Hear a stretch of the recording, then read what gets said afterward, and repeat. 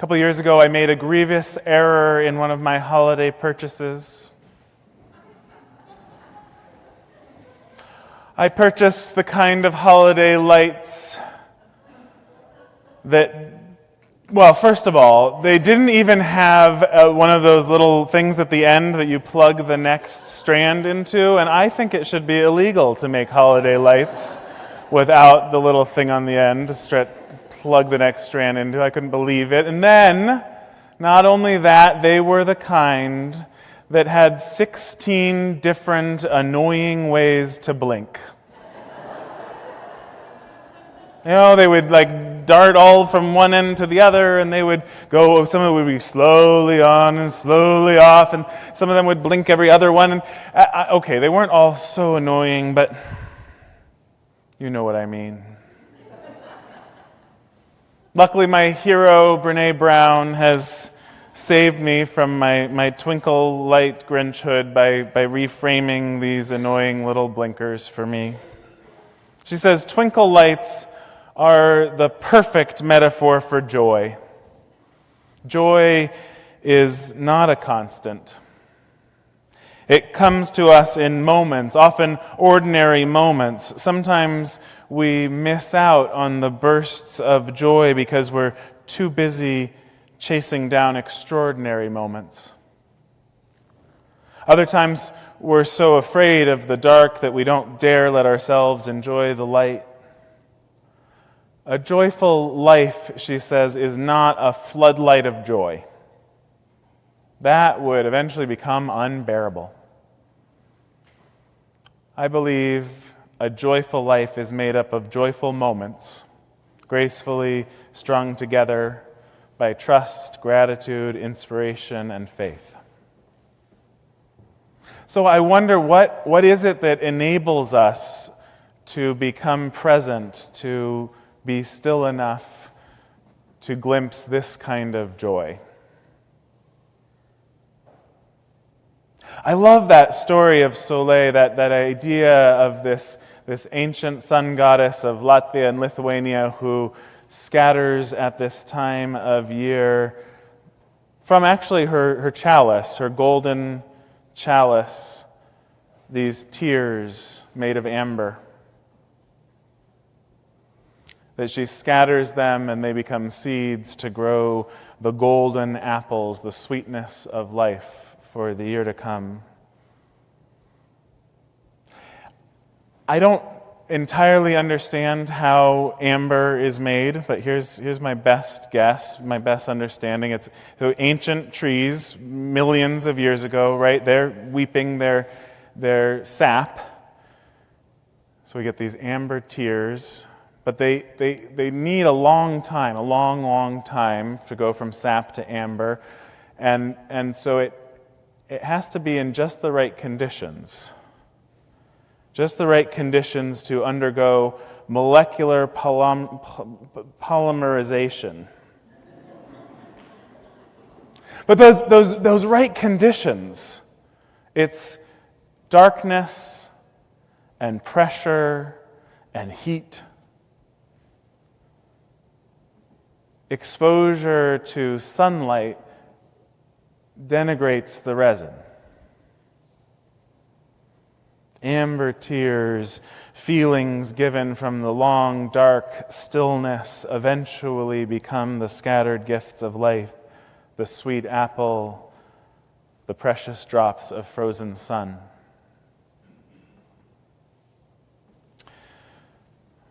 A couple of poems I want to share with you from a favorite poet of mine, from David Whyte. This is Winter Apple.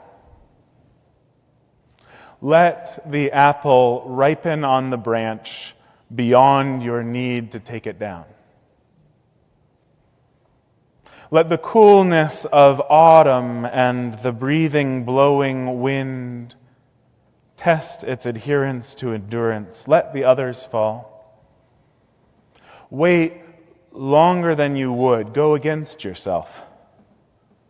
Find the pale nobility of quiet that ripening demands. Find the pale nobility of quiet that ripening demands. Watch with patience as the silhouette emerges and the leaves fall. See it become a solitary roundness against a graying sky. Let winter come and the first frost threaten, and then wake one morning to see the breath of winter has haloed its redness with light, so that a full 2 months after you should have taken the apple down, you hold it in your closed hand and at last bite into the cool sweetness spread evenly through every single atom of a pale and yielding flesh. So that you taste on that cold gray day not only the after reward of a patience remembered, not only the summer sunlight of a postponed perfection, but the sweet inward stillness of the wait itself. The sweet inward stillness of a wait itself. I want that joy that's in the stillness, that is not anxious in the waiting. We learned a lot, as Sandy was alluding to, we learned a lot about waiting, all of us, a few years back.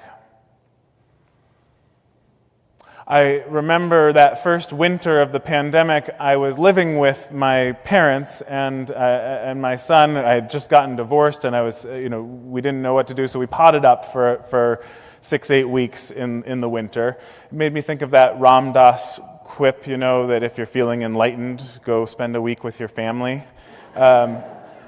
We did all right, but we were out of apples one day.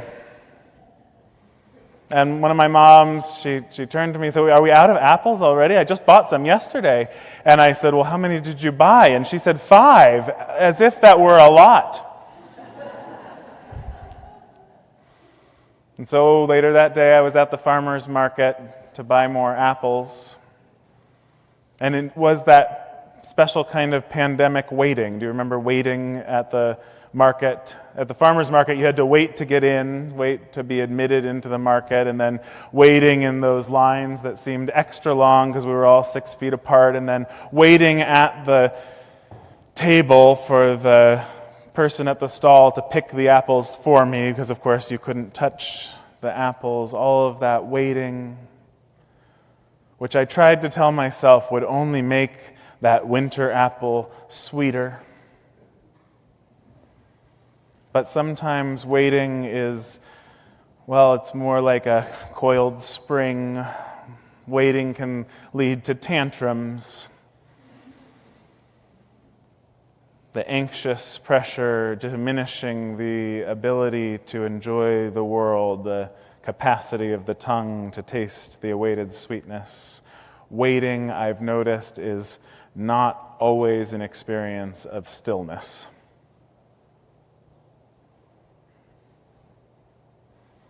And I can have a hard time slowing down, resting in stillness for very long. I will reach instead for the next podcast or audiobook, the next phone call or text message or email, the next person, the next to-do, afraid somehow, I think, to let the stillness catch up with me. It's so hard to take in the stillness that is at the center of each of these holidays, this time of year, to dwell in it and let go of the urgency of our industrial time that seems always pushing at our backs. Industrial time, that way of relating to time that most of us are accustomed to, where we set alarm clocks and keep calendars with appointments that start at the hour or the half hour, or those oddball doctor's appointments that start at 55 after. We measure our hours, our work in hours or in percentages of FTE, or predict how much we can accomplish in a workday with our task list. We order packages with 1 or 2 day deliveries. Even something like acquiring our Christmas tree We plan the day it'll happen in industrial time, predictably, and regularity is paramount. In industrial time, stillness is inefficiency, it's wasted time, it's squandered resource. Hermann Hesse said this about it. He said, the high value put upon every minute of time, the idea of hurry, hurry as the most important objective of living is unquestionably the most dangerous enemy of joy.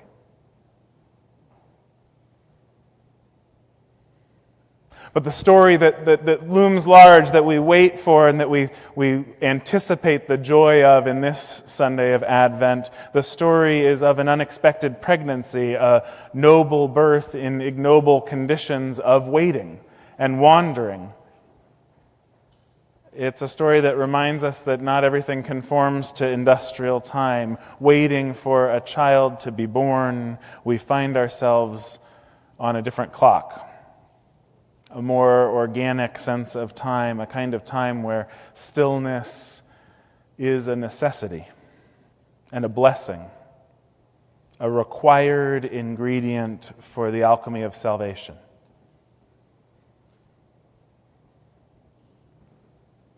And we know waiting is hard. Waiting for a baby to arrive is one thing, but waiting to conceive, waiting to find out if reproductive health care will be available, waiting for test results, waiting for that vaccine, waiting for news of family members missing in the midst of war. Here's what we know as Unitarians who see the story of Jesus, not the Son of God, not a rapturous moment of deliverance, but one more Redeemer. One more human life with all its hope and promise. For us, salvation is not an event that we are waiting for to happen. It's a ripening that we are already in the midst of. Salvation is not a moment we are waiting for, but a ripening that is already happening. Even though the waiting can be painfully difficult, in stillness, the waiting becomes a part of the salvation itself. In this story of Advent, of awaiting the miracle of a birth, the truth is a miracle is already taking place, a miracle of conception, of growth. Salvation is found not in some imagined end of the story, but in every moment that we still ourselves enough to awaken to the miracle that's already here. Not only in tasting the apple, but in savoring the anticipation.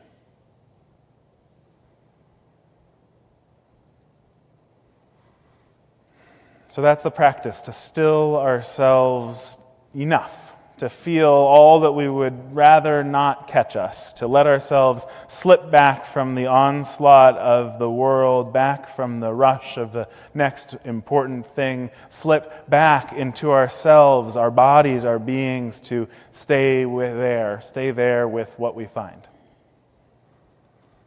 I remember having to practice this hard as a chaplain. Right after I spent my time with you as an intern minister, I served a residency as a chaplain at Alta Bates and Herrick hospitals here, and I remember just feeling overwhelmed by the needs, by the suffering of those I sat with. And it was easy to be sure I was not enough to meet that moment. And the practice, of course, was to remember that even though I might feel I was not enough, my role was not to go find something to do. There were plenty of people at the hospital to find another thing to do, to try and help, to try and fix. My role was simply to be. And one of my colleagues taught me a prayer, a way of practicing that simply being, comes from the 46th Psalm, so I offer it to you if it's of use. Begin by saying the whole line from the Psalm, "Be still and know that I am God," or I am love, or I am life, however you frame it. Be still and know that I am God. And then a deep breath. Be still and know that I am.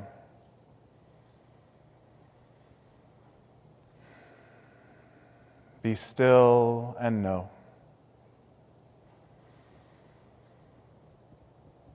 Be still.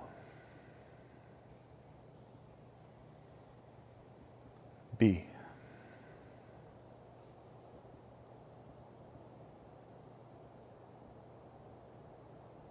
The Winter of Listening by David White. No one but me by the fire.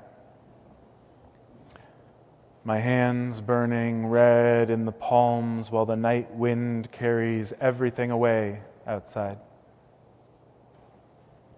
All this petty worry while the great cloak of the sky grows dark and intense round every living thing.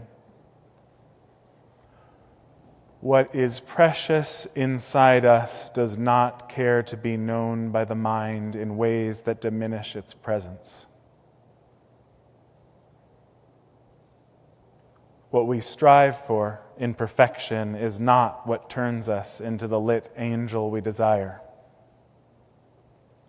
What disturbs and then nourishes has everything we need. What we hate in ourselves is what we cannot know in ourselves, but what is true to the pattern does not need to be explained.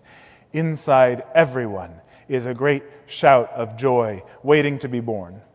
Even with the summer so far off, I feel it grown in me now and ready to arrive in the world. All those years listening to those who had nothing to say.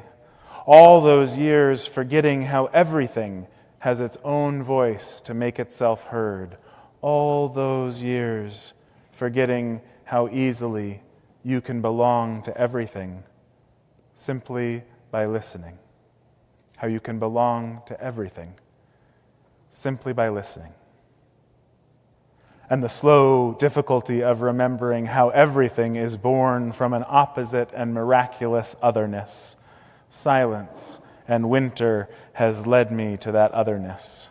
So let this winter of listening be enough for the new life I must call my own. May this winter of listening be enough. May it plant seeds of amber. May you taste, even in these darkest days, that sweet summer sun caught in a winter apple.